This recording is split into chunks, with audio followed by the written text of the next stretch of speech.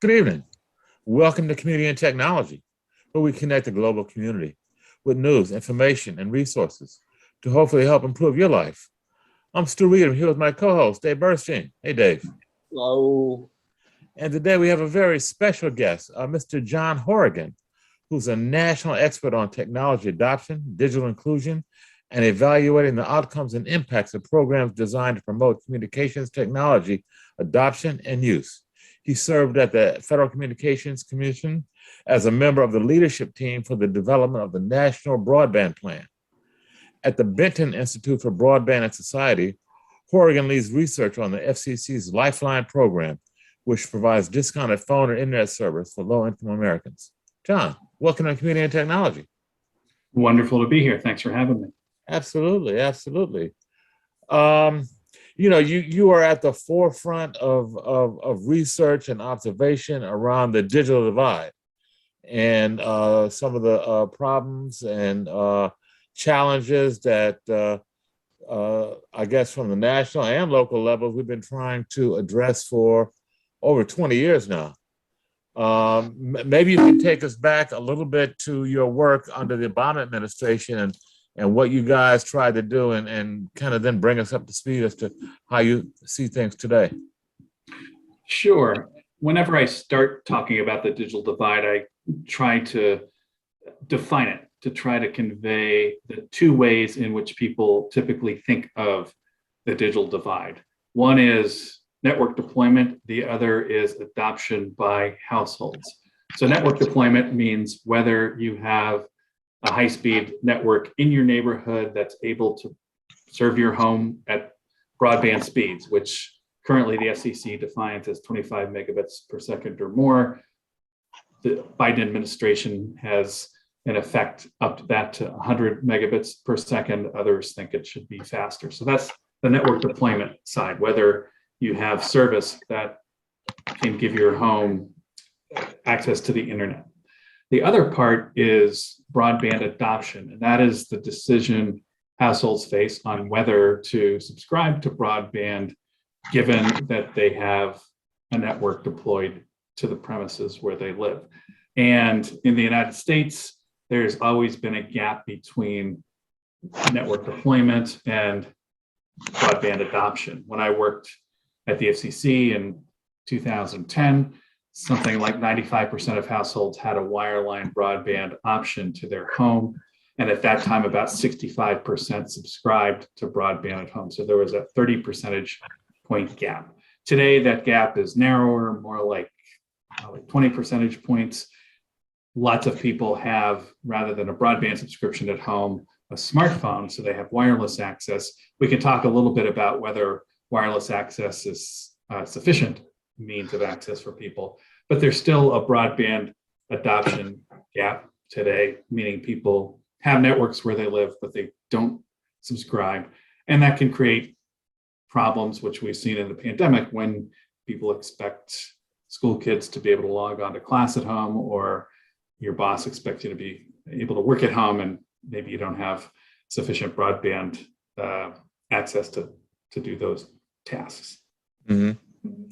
Okay, so that's the issue, the problem defined, the digital divide. And I think you framed it appropriately. The divide really in this country is about folks that have not, for whatever reason, adopted broadband. Although there's a very small population, rural population, that may not have access to the physical facilities. For the most part, the biggest digital divide, at least the one that I see in this country, is folks who have access to the technology, but for one reason or another do not have it in their homes. Exactly. Right? Mm-hmm. Yeah, and that's the nature of the digital divide in urban and suburban areas. As you said, rural is a somewhat different question, but there are far more people who don't have broadband at home because for some reason they're choosing not to than do not have it because they don't have a network where they live. Mm-hmm. Now, John, were you involved in putting together, I read a story about the Philadelphia Household Internet Assessment Survey and that whole program. Were you involved in putting that together, or you just reported on it? No, I was involved in developing the survey, writing up the report, and doing the analysis. of the report. I did that in conjunction with some partners at something called the Century Tech Foundation. So yeah, looked into, in Philadelphia, not only the nature of broadband adoption in the city, but what's been going on with people's connectivity since the pandemic, which was a big interest of the city of Philadelphia. Mm-hmm. Mm-hmm. Now, I know Dave had brought up while we were talking offline a little bit about the whole plan that the broadband plan that the feds put out under the Obama administration. And, Dave has some critique. I have some critique of that as well. I was, an applicant to both rounds of the BTOP funding and denied, and not happy with the decisions that the government made back then.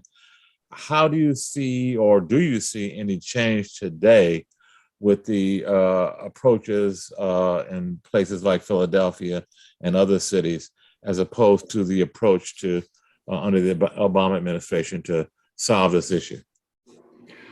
10 years ago, in some respects, we were flying blind in terms of what to do to tackle the broadband adoption issue. And in part because of that, in relative terms, there weren't many resources 10 years ago devoted to the adoption problem. A lot of investment went toward networks. A lot of that was the so-called middle mile part of the network, which was providing internet trunk lines between large nodes on the internet, as opposed to investments in networks to people's homes. So that was 10 years ago, a focus that really did not go to the adoption problems at home. These days, we've actually learned a lot since 2000 about what works in terms of getting people online. I should say that, as we know, the infrastructure bill that has lots of funding to promote broadband adoption has not yet been passed, so we have not seen the spigots open up yet. However, we have a much better playbook on what works in terms of getting people online than we did 10 years ago. I mean, research has shown that providing free or discount internet offers helps to get people online. Now, you might think, sure, give people free internet or discounted internet, it's bound to help get more people online. Well, not necessarily. It could be that those programs just give money to people who might otherwise get service absent those subsidies. In fact, research shows that those programs do add people to the network. So discount offers can work. We see data in the work I did in Philadelphia that shows that discount offers have made a pretty substantial difference to internet connectivity in Philadelphia, for instance, about 9 percentage points. So they can really make an impact. And I'll pause because I do see David wanting to chime in with a question. So I'll have more to say on this, but David seems ready to jump in. This is something we shouldn't put as an insertion, because there's several $1 billion worth of proof it doesn't work very well. And that's the existing $50 a month subsidy that Congress put in that has been very well publicized for how much is being spent. And the Los Angeles Times, and I've tested beyond that, says that nearly all of that money is simply going to people who were already connected. And I went beyond that, have checked twice with the FCC for any reason to think that's bringing new people online. And they said they didn't even ask that question.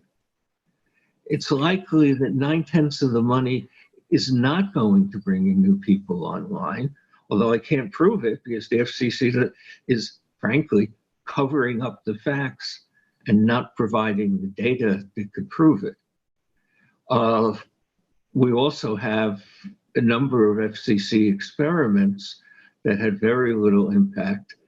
I'm forgetting his name, Ford. George Ford has looked at it and saw dismal results, although not none. So I agree with you, bringing down the price can work, But I don't think we can talk about that as being proven to be effective as in the form that's out there, or in the form that's coming in the infrastructure bill. Well, I do agree that we need to know more in order to have information to prove whether the emergency broadband benefit is adding people to the network or not. I would say, however, two things about the emergency broadband network. One is, I'm not sure it has been well publicized. Something like 25% of people are aware of the EBB, which is not a high number. I can tell you also that in Philadelphia, we didn't ask whether people were subscribing to those offers, whether they would not otherwise have subscribed. At the same time, we found that about 2/3 of people who had signed up for a discount offer or an offer through the emergency broadband benefit in Philadelphia said they'd have a real hard time keeping service without the subsidy. So I do think it's adding some people to the network. I can't tell you how much that incremental impact is. I should also say that by design, the emergency broadband benefit was not just to get more people online, but to provide some cost relief to lower middle income families who might have been struggling to afford service. So the program was designed at two problems: affordability for people who had it, but feel that their service fee is a burden to them, and adding new people to the network. And you also mentioned that it wasn't well known. Is your next part about what works, making sure the word gets out somehow or other? Yeah, absolutely. And that's among practitioners been an issue that they've raised really from the get-go. Reluctance or their concern is that no funds were set aside to allow for publicizing these plans to low-income communities. Another data point worth knowing is that, and I have a survey coming out in a couple of months, or actually a couple of weeks, that asks the question, what institutions do you trust in learning about government benefit programs such as internet discount plans? And something like 8% of respondents said they trusted a lot the internet service providers. However, 31% said they trusted a lot local public libraries in terms of getting information to learn about these programs. Well, most of the efforts to publicize these programs come through the ISPs. There hasn't been money set aside to allow anchor institutions like public libraries to fund public relations campaigns to get the word out to the target populations. So there's a real gap in awareness, in part driven by the fact that the word is being pushed most aggressively by the one institution that people trust least, which is the internet service providers. Yeah, just a footnote to that, John. One of the things that we're seeing, at least here in the New York City market, is that ISPs are forcing people to upgrade to a higher tier in order to get the discount. So in fact, they may be getting the discount, but they're not getting free service. And in some cases, they're not getting significant relief in terms of a significant reduction in their monthly bill. Maybe they're getting more service, but they're not getting relief in terms of the pocketbook impact. Yeah, and that's another criticism that's been raised, not just in New York City, but by practitioners elsewhere. And it goes to a point I think Dave was getting at, which is oversight and evaluation of these programs are crucial and need to be designed into them, not just patched together after the fact. And Dave's point about the FCC not asking whether people signing up for EBB didn't have service before or not, well, that's a great point. Why not build into program design, getting information to help with assessment, but then also to help with course corrections if you see along the way that uptake isn't as quick as you'd like. Mm-hmm. But there's an answer to that when you say why not. it's so easy to have one question in the process of signing up that the only sensible reason not to have it is because you don't want people to know the program has failed, which the EBB has at the goal of getting more people connected. It may be a good thing to give subsidies to poor people who manage to get themselves connected. But most of that program was amounted to a giveaway to the providers, not better service for people. But we'll get to that. Talk about what was there. But you just talked about how you give money for PR campaigns. PR campaigns in broadband have nearly always failed. I say that with 20 odd years of experience. In the early days, in many countries, the carriers did PR campaigns for broadband and discovered that they didn't result in customers signing up. I'm talking about outfits like Verizon and Telecom Italia, who I happen to know what they did, and they were totally dismayed that the advertising and the PR they did in fact, possibly because most people know what the internet is.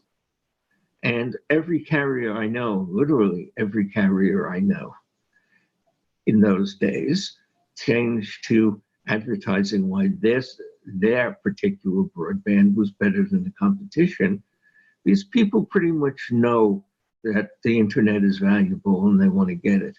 Stu, is that your experience?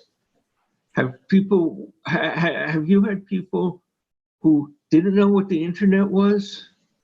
Well, wouldn't say they don't know what it is, but a lot of folks don't understand or have any sense of why they need it.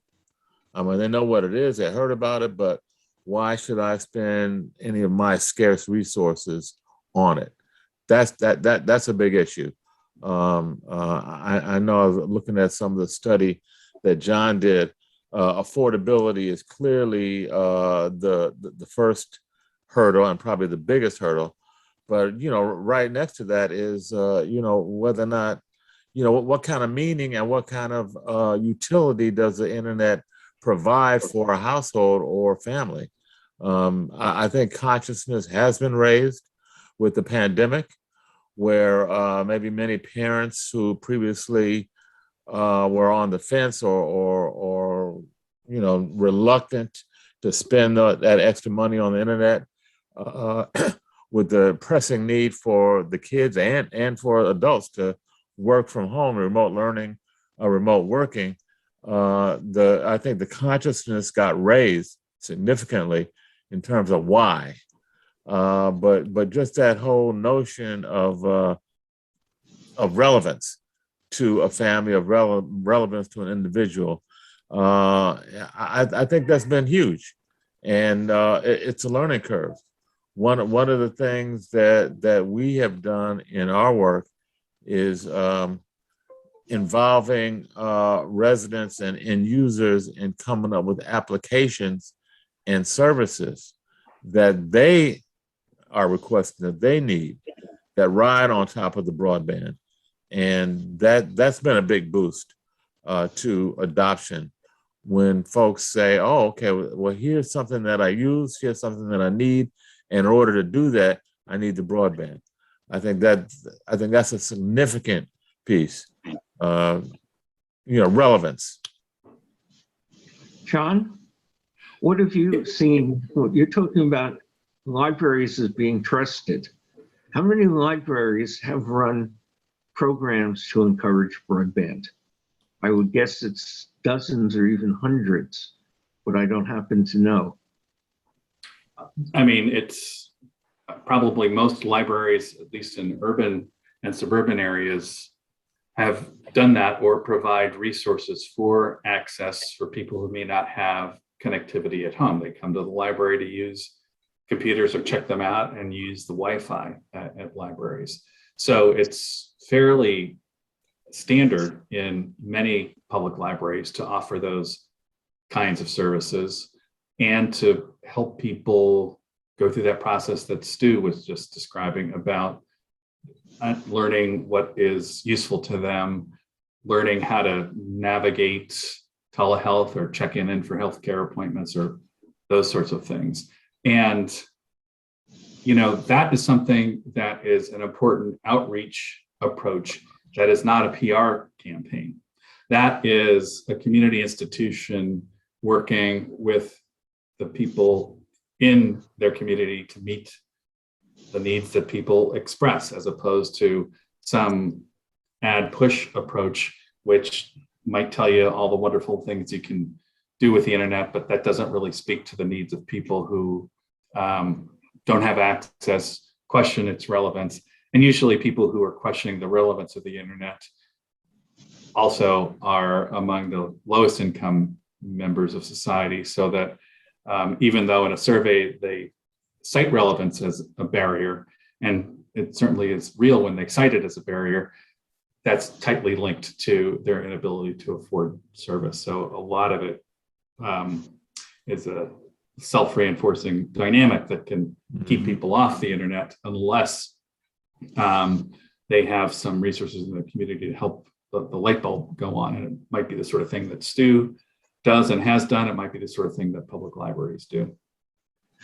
And when we put on the table that since the programs that we know about have generally failed when they're not bottom up, really in the community, of the community, and the evidence in the broadband stimulus was overwhelming that the programs were just bureaucrats paying themselves and their friends to say things that nobody listened to. Really disappointing results. Does it make sense instead to automatically connect every school kid in districts that are overwhelmingly poor? Maybe automatically connect everybody in public housing, because we know that in both cases, most of them would be eligible for the funding and need it. Is that a better way to spend $2.5 billion than going out and saying, folks, you can't get a date without broadband. So you got to sign up and get on Facebook, or you're going to be very lonely, which is probably a better argument than any of these programs make. Well, I think the notion of that you suggest could make sense, but I would point out that the term automatically connect could be a little trickier than you may be thinking, which is to say, and again, that has been tried before. You'll remember the community Wi-Fi initiatives 10 or 15 years ago, where you'd light up neighborhoods with Wi-Fi, and that was the "we will build it and they will come" approach to trying to give people an automatic connectivity route through Wi-Fi, for instance. So that's to say that when you engage in some initiatives that'll put all the resources on the table, a fast network, a free computer, so that people can automatically connect, you're missing a step that is important for many of the people who don't have service, who you're trying to connect, which is they need tech support. They need coaching on how to navigate the basics of getting their household lit up with Wi-Fi. Let me give you a quick story to illuminate this. I was talking with a woman who is a big sister in Nashville, Tennessee. She is someone who works in the policy space on broadband. When the pandemic hit, she went to her little sister and said, okay, school's closed, you have to log on to class. What are you doing for internet connectivity? And the young woman said, I don't know, I got this, and held up her smartphone. And this woman said, well, you need more than that. I'm going to go get you Internet Essentials, because it was offered in Nashville. So she went and got Internet Essentials, signed her up, brought the equipment home, the laptop, the modem, said, here you go. Now you can go to school. A woman who told me the story came back a week later, and what was sitting in the corner of the room right where she left it. The computer and the modem still in the shrink wrap. The young woman, her little sister, hadn't done anything. She figured her smartphone was enough. She hadn't been going to class. She needed help on how to get the process started. She needed the one-to-one intervention, in this case from her big sister, who then set internet up for her. But start to think about this process going on hundreds of times or thousands of times in an urban school district. And you realize that that automatic approach will be limited unless you have some people there to provide the resources, the one-to-one help to get people online. Which is certainly to the point.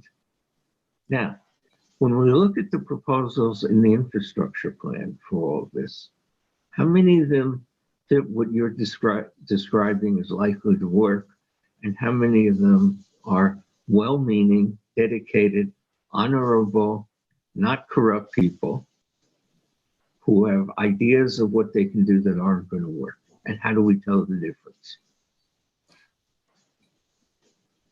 I can't give you a percentage of those likely to be successful and those likely to be less successful. My experience in knowing some practitioners in the field are that most of them are well-meaning. I think there have been not only lessons learned in the past 10 years, but there has been a growing set of practitioners, and they have banded together under the banner of a nonprofit called the National Digital Inclusion Alliance that make it their business to try to get people online using training resources, negotiating with carriers for free or discount offers, free hotspots, for instance. So a community of practice has emerged over the past 10 years that just wasn't there in 2010. So that will help the people. In a sense, there could be three categories. The well-meaning and the knowledgeable, they're likely to be successful. You could have the well-meaning and the clueless. That could be a roll of the dice. They want to do the right thing, but they don't know how to do it. Then you could have the well-meaning and incompetent. There's always those on this earth. But you can also have a final category of the not well-meaning, just trying to get a buck off the government. I don't know how large any of these categories are, but for the first three categories, there is a greater chance of success within each of them than 10 years ago, because there is a community of practice that has arisen. There are people, for those who are well-meaning but uninformed, to turn to try to learn how to do the right thing. So I think the chances are better for success than they were 10 years ago.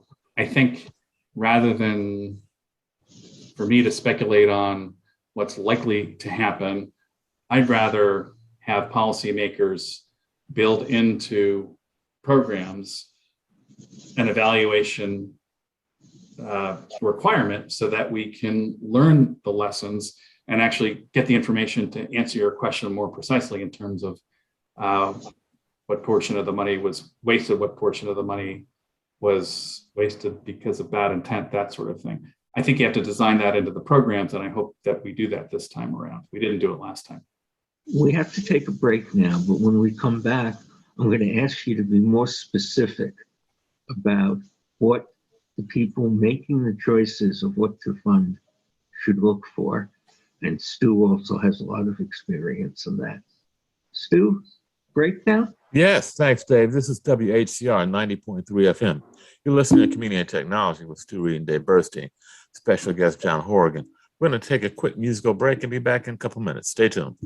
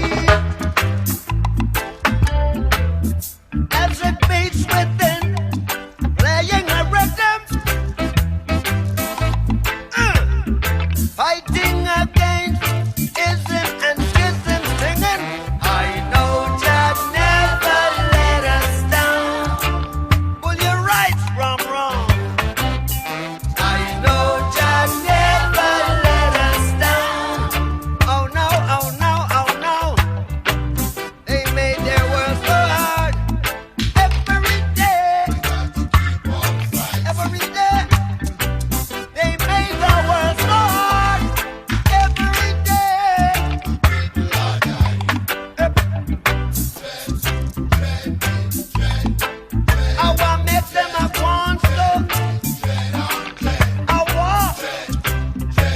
I want frighten them. I want frighten them. He was the teachings of His Majesty. So stick up when I want. No devil philosophy. Can you hear? He was the teachings of His Majesty. But we no want no devil philosophy. We feel it in the one drop. You're lucky, but we still got time to rap, and we're making a one stop. Let me tell you, this generation gap. Don't feel this from me. I tell you what. Okay, we're back with Community and Technology. That was a little one drop from Bob Marley, prescient today as it was 40 years ago when it was written. This is Stu Reid. I'm with Dave Burstein, Community and Technology. Special guest is Dave Horrigan. And Dave, I think you had some questions for John as we were going to break. John, if you had Alan Davidson sitting across the desk from you, what would you tell him that would help him get effective programs out there and avoid those that aren't likely to work? I know that's a rough question, but it's the right one, I think. I would suggest that he get together a group of people with experts in research and evaluation, as well as in running community technology programs to work on an application process.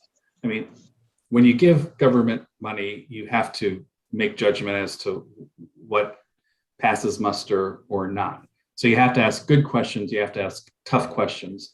And if people are capable of answering them satisfactorily, you feel more comfortable that you're going to meet success. So I would, I guess I'm giving sort of a process answer, but I think it would be an important thing for him to do, which is to impanel a group of people with a range of expertise and backgrounds to try to understand what the right questions are, so that if people can't answer these questions, you can sort of call BS on them in the application process and not fund them. I came to a similar conclusion looking at a related problem on building networks, which is where my expertise is. And I decided that the state should have one experienced network builder or engineer or somebody who knows what happens on the ground for every $20 million they spend, which is a lot more than they have now. And actually make sure that somebody in the process knows more than the guy who's about to be appointed head of the NTIA and be in charge of most of this, or most of the state people, just because they are people who are very good at some things, supporting all the nominees, but don't have practical experience making it work. And getting somebody with practical experience there is really important. Stu, what kinds of questions would you recommend they ask? What are the things you think are crucial to making programs work? To me, the single most critical factor is engagement of the community end users. For the most part, these programs are designed from the top down to service folks, but they don't go to the folks that they are servicing to involve them in the actual design and creation of the programs. To me, that's a fundamental flaw, and it's just speaks to the paternalism of the system. It's just kind of built into the way the government works, I guess. But I would involve the folks on the ground that are in need of and going to be using the services to help design, build, and implement the services. that's been our approach, and I think it's one that could really foster success in a way that the top-down solutions just have not. If I could just quickly add something to what Stu said, which I think is a great observation. So if I were Alan Davidson, I'd want someone with Stu's experience in the room saying things like that. I'd like a lot of other people who have been through some of the things Stu has been through in terms of trying to address these problems. You'd want some social scientists. But I think a question to spend, a half an hour on in a session, if Alan were to have a 90-minute session with people, would be, okay, what would be the worst way to design a program to get more people online with broadband in an urban area? What would be the worst way to do it in a rural area? And that could be an interesting exercise in that you get on the table a lot of bad ideas. I mean, there are plenty of bad ideas out there, often pursued by opportunistic people. And to get them in the mix of discussion could then make the next iteration of the discussion, which is what are the right questions to ask, a lot more focused and a lot sharper in terms of the questions you would develop for that part of the process. Just a almost random thought on how to think through some of these things. Dave, what would be your answer to your question, Dave, to that question that you posed? I'm raising these doubts because I haven't seen good answers beyond the one you gave, which is make sure that the people who are supposedly target be involved throughout. But unfortunately, I just spent a few days last week before last, with 1,500 people, many of whom are going for these government grants. And I sat through several hours of sessions with how you can get the grant from experts. And they turn around and say, you have to show you have community support. Go out and get all the local politicians to write a letter on your behalf. Get the local churches to write on your behalf. And I was sitting there saying, this is a farce. A sham. That anybody who's together enough to go for these grants can find a local politician who will be friendly enough to write a letter.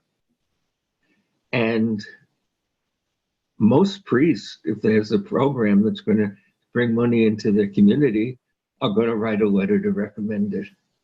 And there's a huge disconnect between the way the government evaluates, and these were network builders, not whatever we want to call the people who are looking for the grants for promotion, and are doing and saying, and what the people who want to give out the money to folks should realize is important. And it was an awful lot.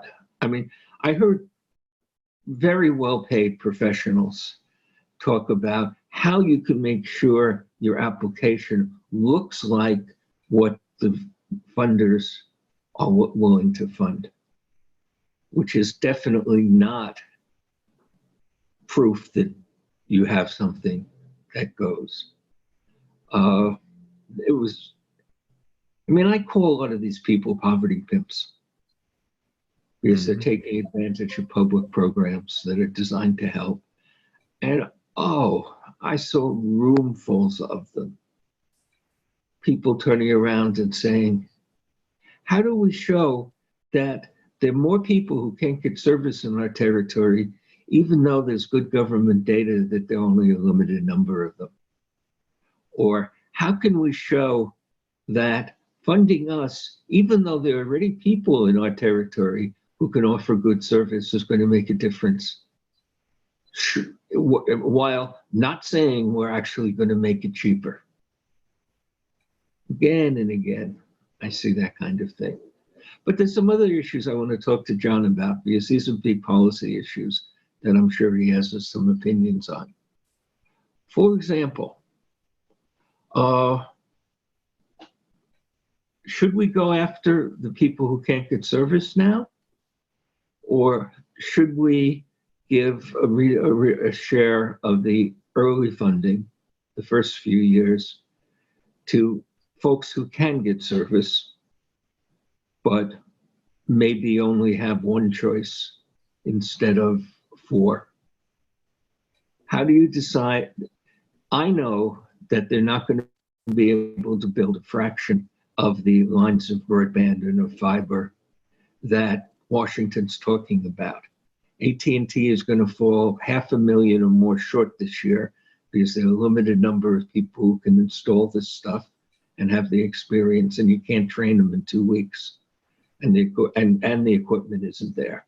Corning, which makes the fiber, is sold out until late in 2022 already. So you're only going to be able to do maybe 2 million more lines for a year in 2022, 2023. Should those go to unserved, or should the program go ahead as it's currently planned and also give money beyond that? John, how do we decide that?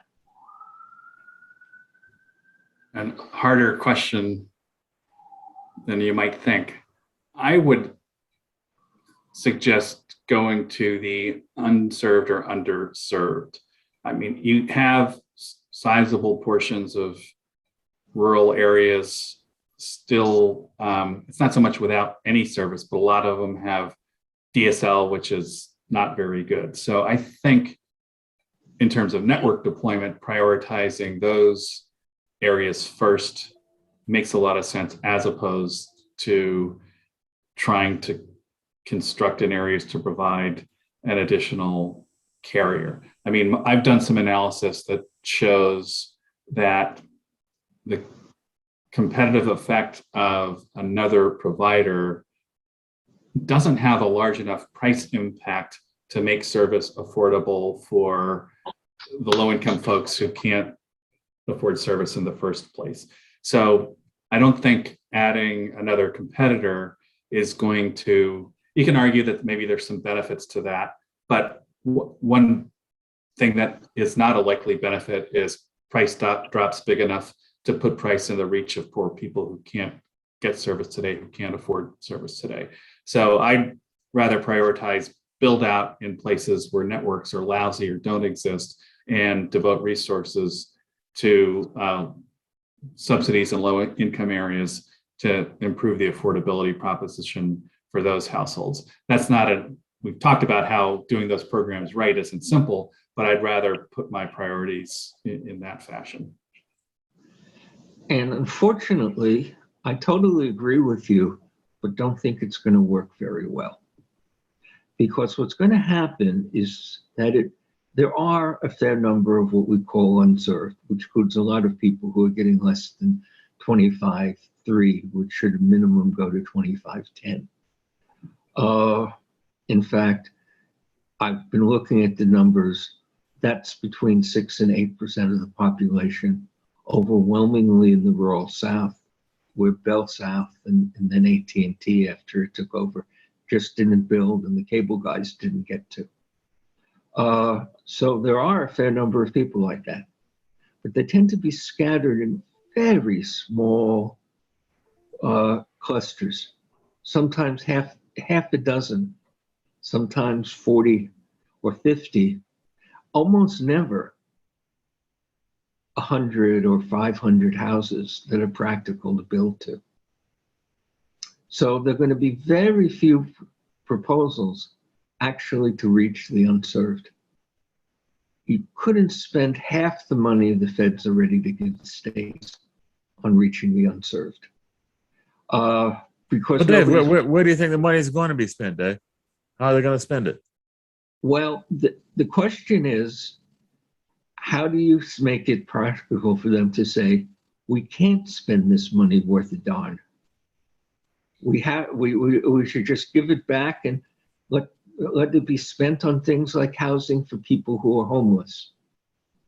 That of the 42 billion, You couldn't spend half of that on reaching people who can't get service in the next 3 years, maybe in the next 5 years, just because there's not the capacity to do it. And many of them are impractical to reach. Impractical doesn't mean you shouldn't do it. Let's ask John another question there. The broadband plan found that 0.44% were brutally expensive to reach with a landline. It costs $30,000 a mile or so to run fiber, and you often have to have 4 homes that are 2 or 3 miles away from the nearest fiber. How much should we spend of public money for those homes? Should we make a cutoff at $10,000 a home, $3,000 a home, $25,000 a home, which means people have to live with satellite, which is now much better than it used to be because the latency problem is pretty much solved. SpaceX is proving that, but may not give you the same speeds. And that has a delay. SpaceX is more than a year behind at this point. John, do you think we should connect people who would cost $25,000, or is the right of public money, or is the right thing to say these folks should get satellite? I mean, I think for those homes, it's probably not a good use of public money to break the bank to connect a few homes at those cost levels. I mean, in the broadband plan, we just shared those numbers in order to say that there's always going to be a final set of households in the United States that are just extremely expensive to serve. So satellite might be the route. Maybe line of sight is good enough so that wireless is palatable for some of those homes.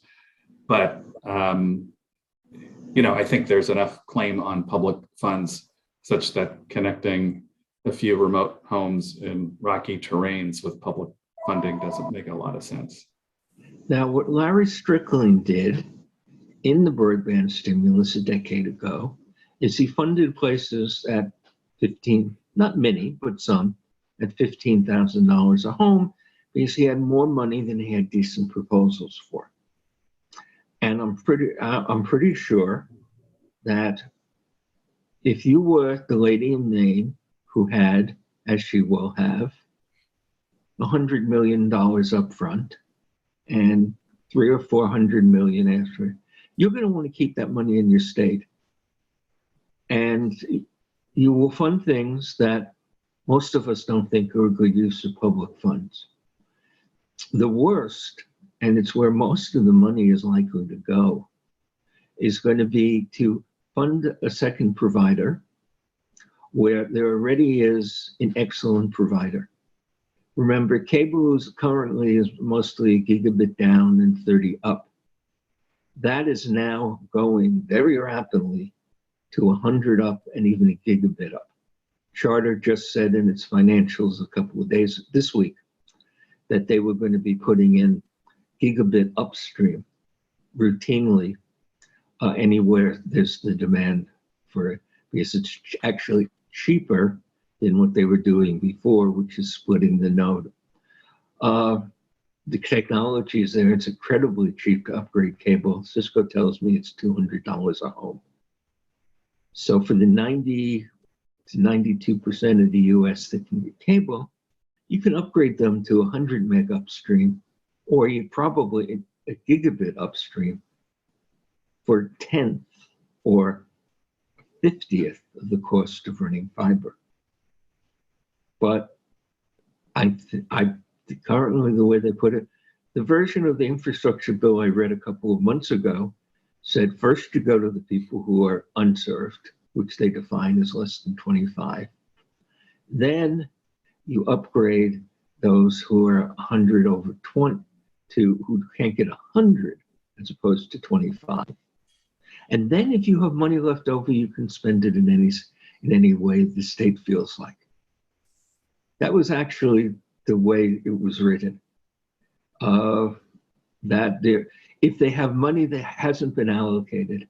And this all came because there were a pile of people in Washington who were convinced we have to do something about the people who are unserved, including a powerful congressman from Carolina, where he has a number of unserved, budgeting 3 times what it would cost to actually reach the unserved. And we've had lots of people, including Scott Wolston, who you know, and others on this show talking about what it would really take and what it should be. But let me pull you to another question that's important. There's going to be a $30 subsidy per month for just about anybody who's short of, well, not anybody who's short of money, but up to, I think the latest was twice the poverty level. Right, that's right. Which is a fair hunk. Most of the people who you really want, who really need the help. How do we make sure that they can get for that, with that $30, a good service?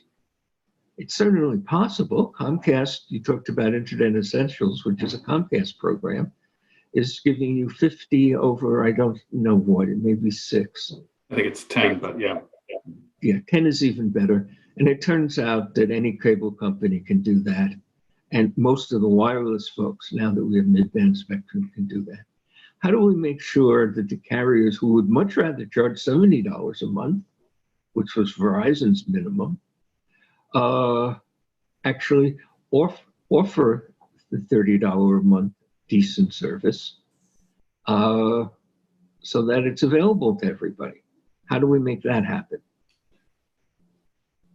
Well, as I understand it right now, I think it's difficult for the federal government to require carriers to offer low-cost offers with certain characteristics, speed thresholds. You're doing that on Lifeline. Well, Lifeline right now is $9 a month, and it's it would go up to which is I can tell you let you offer a decent service with enough for kids to have video for all their classroom time, for example. Why can't we? I'm not sure, however, Dave, that the federal government can require cable companies to be Lifeline providers, for instance. I think there's just some deficiencies in legal authority, and here we can at least touch on Title II and regulatory authority for the federal government to say have some oversight of broadband providers. So I'm not sure that the government has the authority to say you have to do a package with X characteristics at $30 per month. I think the government can urge carriers to participate, but can't require them at this point. That's my understanding, at least. I could be off on that. Well, I'm looking at the same facts you are and the same law you are. And I think that's utter nonsense for 96, 98% of the population. The head of the FCC can get what in this case is a minor concession because it costs well under $30 to add each customer. So it's not a big thing to require. Comcast, as we know, is doing it for $10. And that's 40% of the country right there. And Charter has the same program. So between the two of them, that's 70% of the country. Simply by saying, sooner or later, Mr. Cox, you're going to have to come to the FCC for something. And we have an office intern who'll be happy to take the meeting with you and write up what your opinion is. And I promise that I will even read the write-up from the office intern. But what I won't promise is I'm going to give you the concession you want if you're not treating the poor people in your territory decently. And that would work almost always if we had courage at the agencies that may or may not, who may be arguing over Title I or Title II or requirements of the merger proposal between Sprint and T-Mobile or whatever. And there are very few carriers who would fight the FCC if it was put that plainly. Am I wrong? Well, I think without legal authority backing her up, the chairwoman might worry that Mr. Cox might call her bluff. So I do think some legal authority in the chair's hip pocket would help the negotiating posture in the dynamic you're suggesting. But if you don't happen to excuse me, Dave, on that, we got to wind up, guys. We're just about out of time. A great notion, Dave. I think courage is a big ingredient that's probably missing in Washington. Certainly, John's point about legal authority to back that up would help. But this is a topic that we got to come back to. John, I hope you can come back and visit us again on community technology. I'd be happy to. Okay. Enjoyed this. This has been Dave Burstein and Stu Reid on community and technology. We've been speaking with John Horrigan, a national expert on technology adoption and the digital divide. Stay tuned next week for more discussion of community and technology on 90.3 FM, the voice of Harlem. Thanks for tuning in.